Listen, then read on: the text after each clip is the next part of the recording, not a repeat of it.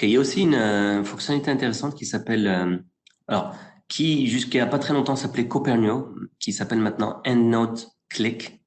Ok.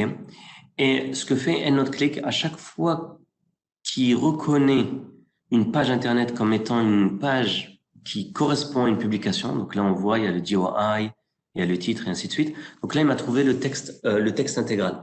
Donc je peux voir le texte intégral ici, View PDF. Donc EndNote-Click, c'est une extension. Alors moi là j'utilise Chrome, mais elle existe sur Firefox, Opera, le navigateur classique. Donc là il va me récupérer le texte intégral. Il est en train de le télécharger là. Ok, donc voilà le texte intégral. Ok, avec la liste des auteurs et ainsi de suite. Donc là j'ai plusieurs options. Je peux télécharger le PDF, je peux le partager avec mes collègues. Ok, donc là c'est un rapport assez costaud apparemment. Et je peux l'exporter vers EndNote. D'accord? Là directement, il me crée le RAS. Donc alors moi j'utilise aussi EndNote Desktop. Donc voilà pourquoi j'ai cette fonctionnalité. Mais si je fais ça, ça va me faire plus ou moins le même travail que tout à l'heure. Il va m'ouvrir, il va m'ouvrir normalement la référence. Il va m'ouvrir ma bibliothèque avec la référence, avec le texte intégral attaché. Celle-là. OK? Donc là, la référence, c'est même bibliothèque, le même contenu.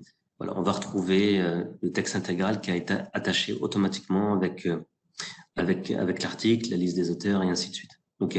Donc voilà la référence. OK?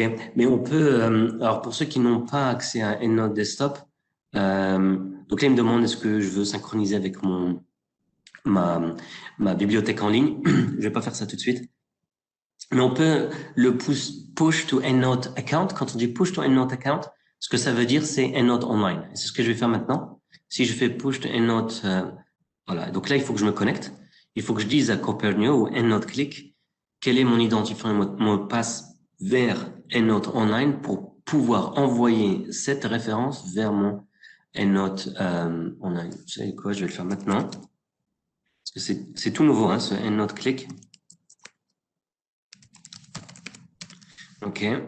Donc là, je mets mon identifiant et mot de passe de mon EndNote Online account. Je peux l'exporter vers EndNote Online. Donc vous avez vu ce que j'ai fait. J'ai été dans PubMed. EndNote Click m'a trouvé le texte intégral et je veux exporter maintenant vers EndNote Online. Donc là, je vous fais toutes les étapes. Et là, il m'a retrouvé tous mes dossiers. Et j'ai mon dossier normalement Covid qui est là. OK, export. Et voilà. Et donc si je repars dans EndNote, là, si je vais dans mes références, ici je vais dans mon dossier COVID-19, Clinical Molecular. Ok, ouais, il est juste là. Voilà, il est là. Et avec la différence avec les autres, c'est que celui-ci a déjà le texte intégral en pièce jointe. Vous avez vu, il y a une pièce jointe. Bon, on le sait, c'est l'article. Là, je peux aller voir et là, j'ai la référence. Donc, en gros, ce que j'ai fait depuis le début tout à l'heure, c'est que j'ai juste récupéré les références des articles qui m'intéressent. Il est là, le texte intégral.